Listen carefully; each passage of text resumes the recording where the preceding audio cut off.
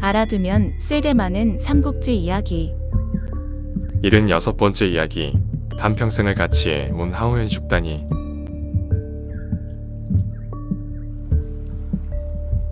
반가운 소식이요. 황충 오만 부장수가 천탕산을 점령했다. 조조가 한중을 평정했을 때 여세를 몰아 서창까지 취하지 않고 하후연 정압 두 장수를 두고 간 것은 실책이었습니다. 정압을 쳐서 천탕산을 빼앗았으니 주공께서 출전하시는 것이 어떻겠습니까? 법정공의 말이 옳습니다. 이떡과 자룡을 선봉으로 삼아 공명 군사와 함께 10만 대군을 이끌고 한중으로 진군하겠으니 모든 장수들은 군사들을 수습하여 전장에 나갈 준비에 임하라. 드디어 유비는 10만 대군을 이끌고 한중 정벌에 나섰습니다. 정군사는 남정의 중요한 길목이며 적들이 군량과 마초를 쌓아둔 곳이오. 물론입니다. 곧 군사를 이끌고 떠나겠습니다. 장군들께서 용맹하다고 하나 하후연은 장압 따위와는 다릅니다. 그는 병서에 능통하고 싸움터에서의 임기응변도 능한 장수입니다. 제 생각으로는 형주의 관원장에게 이 일을 맡기는 게 어떨까 합니다. 이번에는 부장도 거느리지 않고 군사 3천만을 이끌고 가서 하후연의 목을 베어 오겠습니다. 장군께서 굳이 가시겠다면 한 사람을 딸려 보내고 싶은데 어떻소?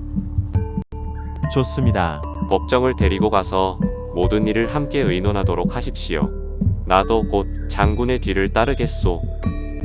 황 장군을 자극시키기 위해 일부러 그런 말을 했습니다.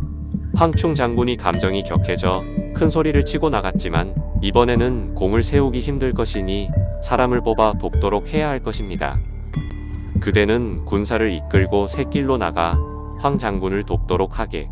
그러나 황충이 싸움에 이기거든 나서지 말고 만약 위급해지면 돕도록 하게. 알겠습니다. 그런 다음 공명은 유봉과 맹달에게도 명을 내렸습니다.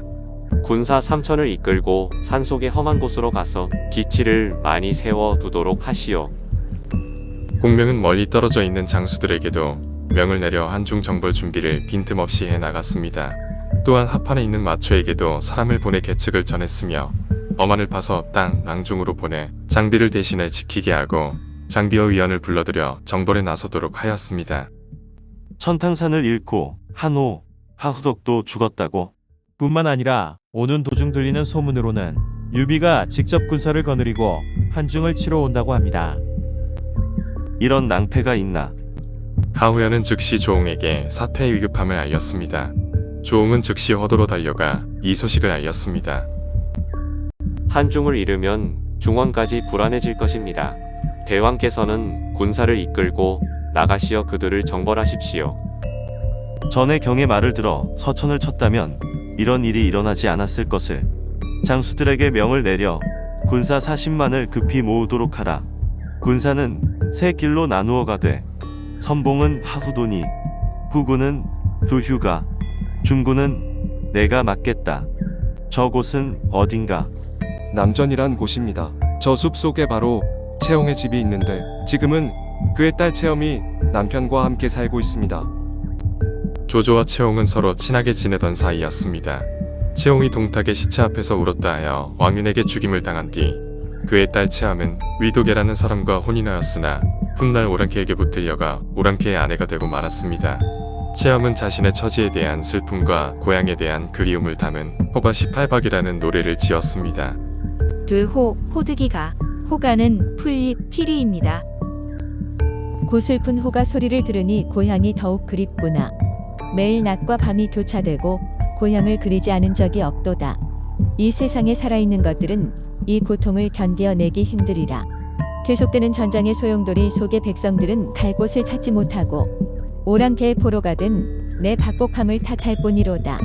그 노래가 중원으로 흘러들어온 것을 우연히 듣게 된 조조는 북쪽 오랑캐에게 천금을 주고 채엄을 풀어주도록 청하였습니다. 이후 조조는 한으로 돌아온 채엄을 동기라는 사람과 짝지어 주었습니다. 저에게 고향 땅을 밟게 하신 은혜 평생 잊지 않겠습니다.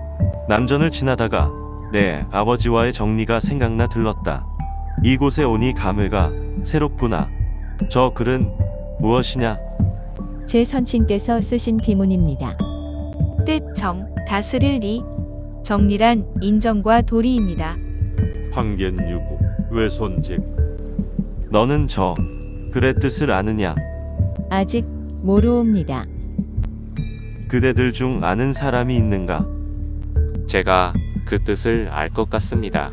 잠시 기다려 주게. 내가 좀 더 생각해 본 후에 다시 물어보겠네. 이제 그 글의 뜻을 알겠구나. 양수공이 먼저 말해보라. 황견유부의 황견은 얼굴빛이 나는 실입니다. 실에는 색이 있으니 두 글자를 붙이면 끈을 절자가 됩니다. 또 유부는 나이 어린 여자아이이니 둘을 합치면 묘할 묘가 됩니다.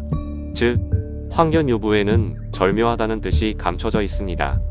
또 외손제구에 외손은 딸이 낳은 아들이니 합치면 좋을호가 되고, 제구는 5가지 짜고 맵고 신 음식을 담는 그릇이니 담을 수에 매울 신자를 쓰면 말씀사가 됩니다.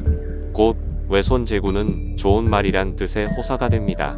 절묘호사, 즉 절묘하게 잘 지은 글이라는 뜻으로 한 단순히 글을 칭찬한 말입니다. 공의 재주가 뛰어남은 알고 있었지만 그 뜻을 한눈에 알아보다니 정말 놀랍소. 얼마 안 가 조조는 남정에 이르렀습니다. 적이 왔는데 싸우지 않는다면 적에게 겁을 먹고 있음을 보여주는 것과 마찬가지다. 하후연에게 즉시 나가서 싸우라고 전하라. 하후연은 성품이 거세고 곱기만 하니 적의 관계에라도 빠질까 걱정입니다. 그것도 그렇군. 조조는 급히 글을 써서 사자에게 주었습니다. 장수된 자는 강함과 부드러움을 함께 행할 줄 알아야지 용맹만을 믿어서는 아니 된다. 만약 용맹만을 믿는다면 이는 한낱 필부의 적수에 지나지 않으리라. 내가 지금 경의 묘제를 보고자 하니 이 묘제라는 글귀에 육됨이 없게 하라. 묘제란 내 자가 아니더냐. 위원께서 내 재주를 보고 싶다는 말씀이로군. 하우연은 즉시 부하 장수들을 불러 모았습니다. 나는 나가 싸울 테니 장군은 산을 지키시오. 누가 선봉이 되겠는가? 제가 가겠습니다. 내 군사 3천을 줄 테니 산을 내려가라. 황충과 만나면 끝까지 싸우지 말고 지는 척하며 달아나라. 내게 계책이 있으니까. 무렵 황충의 군사들은 정구산 기슭에서 조조군과 계속 대치하고 있었습니다. 산길이 험하고 거칠어 더 이상 나아가기가 힘들었기 때문입니다. 하우상이 군사를 이끌고 오자 진식은 진을 버린 후 그를 맞았습니다. 하우상이 도망치자 그 뒤를 쫓던 진식은 매복에 당해 생포가 되고 맙니다. 진 장군이 적에게 사로잡혔다고? 군사들도 대부분 항복하고 저희만 이렇게. 법정공 무슨 좋은 수가 없겠소? 하후연은 원래 성질이 급하고 자신의 용맹을 지나치게 믿는 자입니다. 그러니 반객위주의 병법을 쓰는 것이 좋겠습니다. 반객위주? 손님이 오히려 주인처럼 앉아서 치러 오는 군사를 맞는 계책입니다. 우리 군사들의 사기를 도둔 후 진을 싸우면서 산 위로 밀고 올라가면 하후연은 산을 내려와 싸우려 들 것입니다. 이렇게 되면 우리 군사가 앉아서 적을 방비하는 셈이 됩니다. 황충은 사기가 옳은 군사들을 이끌고 조금씩 전진하면서 진을 치고 다시 조금 전진하여 진을 치기를 되풀이했습니다. 또 진을 전진시켰단 말이냐? 더 이상 못 참겠다. 하우상은 당장 군사를 이끌고 나가 황충을 사로잡도록 하여라. 그러나 하우상은 기다리고 있던 황충에게 사로잡히게 됩니다. 하후연 장군의 전가를 가지고 왔습니다. 하후연 장군께서는 저희가 포로로 잡은 진식과 하우상님을 교환하고자 하십니다. 포로 교환이라. 좋다. 매일 양쪽 진 한가운데에서 바꾸자고 전하라. 다음 날 양쪽 군사는 진지 한가운데에 마주섰습니다. 독소리를 신호로 양쪽에서 진식과 하우상이 각각 자기 진영으로 걸어가고 있을 때 황충이 활을 쏘아 하우상을 맞추게 됩니다. 하우상이 화살에 맞자 하우연은 불같이 노해 황충에게 달려들었습니다.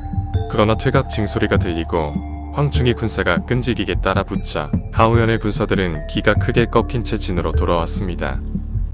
한창 싸우는데 왜 징을 쳐 군사를 물리게 했나? 산골짜기에 서천군의 깃발이 여럿 보였는데 복병 같았습니다. 그래서 철수 신호를 보냈습니다.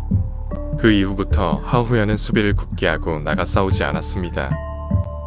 하후연이 문을 닫고 나오지 않으니 어쩌면 좋겠소? 저 산을 보십시오. 산세가 험하고 거칠기 이를 데 없지만 저 산을 빼앗으면 정군산이 한눈에 내려다 보일 것입니다. 적진이 한눈에 들어오면 적을 공략하기가 쉬울 것입니다. 적의 기습입니다. 여기에 있는 군사들만으로 적과 싸우기에는 무리다. 철수하라. 산을 지키던 장수는 황충의 군사들이 밀려오자 싸워보지도 않고 달아나 버렸습니다. 적에게 관찰당한다고 생각하면 하우연의 마음이 몹시 초조해질 것입니다. 장군은 산중턱을 지키도록 하십시오. 저는 이곳에 있다가 만약 하우연의 군사가 오면 흰 길을 흔들고 적의 기세가 느슨해졌다 싶으면 붉은 길을 올릴 테니 그때 공격하도록 하십시오. 하후연은 높은 산에 있는 황충의 깃발을 보게 되었습니다. 늙은 도적이 우리의 움직임을 훤히 보고 있다니 도저히 참을 수가 없다. 이것은 법정이 낸 계책일 것입니다. 그러니 장군께서는 그저 이곳만 굳게 지키십시오. 적이 우리의 형편을 훤히 내려다보고 있는데 어찌 가만히 있겠소? 이놈 황충아, 썩 내려와서 나와 한번 겨뤄보자. 아무 반응도 없는데요. 놈들이 화가 나서 내려올 때까지 욕을 퍼부어줘라. 아직 흰 깃발입니다. 그래, 그럼 모두 꼼짝 말고 기다려라. 한나절 동안 욕설을 퍼부었으나 황충 진영에서 아무런 반응이 없자 하후연군은 지쳐서 느슨해졌습니다. 그때 맹달이 붉은 깃발을 올리고 황충은 총공격을 하게 됩니다. 결국 황충의 손에 하후연은 죽임을 당하게 됩니다. 장압이 하후연군을 구하러 달려왔으나 대세가 기운 것을 보고 퇴각을 하지만 조자룡이 길목을 막아섭니다. 할 수 없이 정군선으로 가려던 장압은 정군선이 이미 유봉과 맹달에게 빼앗겼음을 알게 됩니다. 장압은 할 수 없이 정군선을 버리고 한수로 물러나고 말았습니다. 장압은 사람을 보내 조조에게 이 소식을 알렸습니다. 한평생을 같이 해온 하후연이 죽다니. 그러고 보니 예전에 관로가 낸 점괘가 있었지. 거한 24년기의 정월에 정군산 남쪽에서 손발과 같은 장수 하나를 잃는다. 조조가 관로의 점괘에 감탄하며 사람을 보내 관로를 불렀으나 그는 자취를 감춘 뒤였습니다. 내가 대군을 이끌고 가서 하후연의 원수를 갚으리라. 조조는 서왕을 선봉으로 삼아 군사를 일으켰습니다. 조조가 한수가에 이르자 정군선에서 쫓겨와진을 치고 있던 장압과 두수비 조조를 맞았습니다. 정군산을 잃었으니 미창산에 있는 군량과 마초가 걱정입니다. 지금이라도 군량과 마초를 북산의 영체로 옮겨놓고 군사를 움직이도록 하십시오. 천탕산에 이어 정군선마저 빼앗기자 조조는 군량과 마초를 북산으로 옮기도록 하였습니다.